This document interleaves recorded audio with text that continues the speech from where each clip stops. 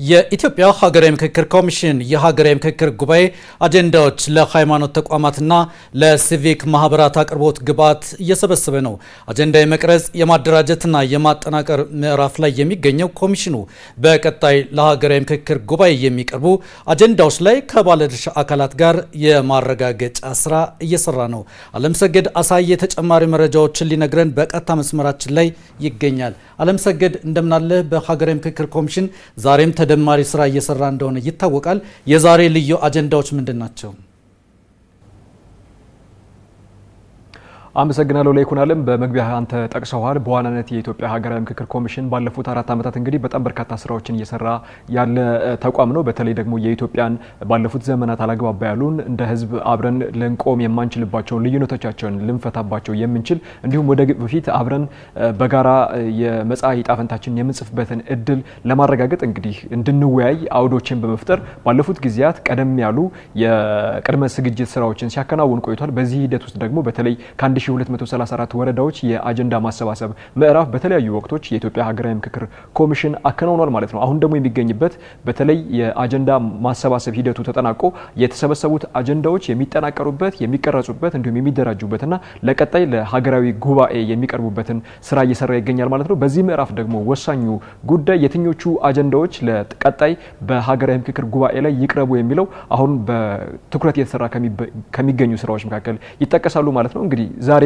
የተከናወነው የሚሆነው በተለይ ከኢትዮጵያ ሃይማኖት ተቋማትና ከሲቪል ማህበራት ጋር የኢትዮጵያ ሀገራዊ ምክክር ኮሚሽን የትኞቹ አጀንዳዎች በሀገራዊ ጉባኤ ላይ መቅረብ አለባቸው የሚለውን እንግዲህ ሀሳቦችን አቅርቦ ከነሱ ጋር እየተመካከረባቸው እነኚህኞቹ ቢገቡ እነኚህኞቹ ቢወጡ እነኚህኞቹ ቅድሚያ ቢሰጣቸው የሚለውን ሀሳብ ላይ እንግዲህ በትኩረት እየተሰራባቸው እየተነጋገሩ ይገኛሉ ማለት ነው። ምክንያቱም እንደምናውቀው የኢትዮጵያ ሀገራዊ ምክክር ኮሚሽን ቀደም ብዬ ለማንሳት እንደሞከርኩት ከ1234 ወረዳዎች በጣም በርካታ የሚባሉ እንግዲህ ኢትዮጵያውያን ወደፊት አብረን ለመቀጠል እንዲሁም ደግሞ ፍላጎቶቻችንን እንዲሁም መጻኢ ዕጣ ፈንታዎቻችንን ጭምር ለማጽናት የተለያዩ ሀሳቦችን በአጀንዳ መልክ ሰጥተዋል። እነኛ አጀንዳዎች በጣም በርካታ ናቸው። እነኛም በርካታ አጀንዳዎች ደግሞ በሀገራዊ ጉባኤ ሁሉንም ማቅረብ ስለማይቻል የትኞቹ ፕራዮሪቲ ቢሰጣቸው የሚለውን ሀሳብ ዛሬ ቫሊዴት የማድረግ የማረጋገጥና የመለየት ስራውን ከባለድርሻ አካላት ጋር እያከናወነ ይገኛል ማለት ነው። ነገር ግን ደግሞ የኢትዮጵያ ሀገራዊ ምክክር ኮሚሽን እንግዲህ በሀገሪቱ ፓርላማ ወይም ደግሞ በህዝብ ተወካዮች ምክር ቤት ስልጣን ተሰጥቷል። እንዲሁም የሀገራዊ ምክክር ኮሚሽን ካውንስል አለ። እሱ በራሱ ይሄንን መወሰን ይችላል። ነገር ግን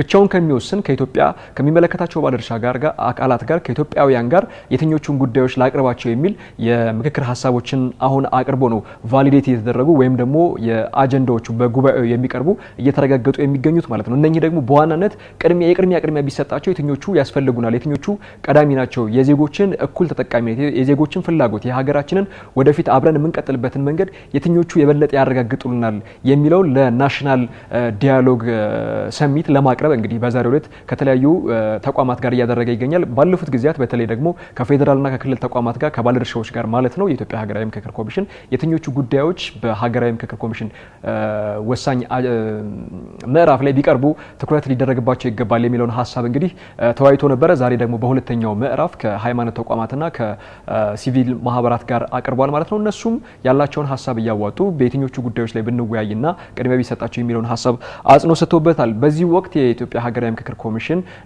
ኮሚሽነር ፕሮፌሰር መስፍን አርአያ በተለይ ባለፉት ጊዜያት የኢትዮጵያ ሃይማኖት ተቋማትና የኢትዮጵያ ሲቪል ማህበራት በከፍተኛ ሁኔታ አጀንዳ በማሰባሰብ ሂደት እንዲሁም ደግሞ የኮሚሽኑን ስራ በመስራት ሂደት ላይ በከፍተኛ ሁኔታ ካገዙትና ሚናቸውን ከተወጡ ተቋማት መካከል እናንተ ናችሁና እውቅና እንሰጣቸዋለን የሚል ሀሳብ ተናግሯል ማለት ነው። እንግዲህ ባለፉት ጊዜያት የኢትዮጵያ ሀገራዊ ምክክር ኮሚሽን በጣም በትኩረት የሀገሪቱን ዕጣ ፈንታ መወሰን በሚያስችሉ አውዶች ላይ አጀንዳዎችን ሲሰበሰብ እንደቆየም አንስተዋል ማለት ነው። በዚህም ከ1234 በላይ ወረዳዎች ላይ አጀንዳዎች ተሰብስበው አሁን ላይ በተለይ አጀንዳዎችን የማጠናከር የመቅረጽ የማደራጀትና ለትልቁ ሀገራዊ ጉባኤ ለማቅረብ የሚያስችሉ እድሎች ወቅቶች ላይ እንገኛለን። ስለዚህ ከዚህ በኋላም አብራችሁን በተጠናከረ መልኩ እንድትቀጥሉ ስለምንፈልግ ጭምር ነው ዛሬ ከእናንተ ጋር የአጀንዳ ቫሊዴት የማድረግ ወይም ደግሞ የማረጋገጡን ስራ ለመስራት የፈቀድ ነው የሚልን ሀሳብ አንስተዋል ማለት ነው። የኢትዮጵያ ሲቪክ ማህበራት ምክትል ፕሬዚዳንት የሆኑት አህመድ ሁሴንም እንግዲህ በወቅቱ ባደረጉት ንግግር በተለይ የኢትዮጵያ ሀገራዊ ምክክር ኮሚሽን የጀመረው ሀገርን የማግባባት ሀገርን የማጽናትና ወደፊት አብረን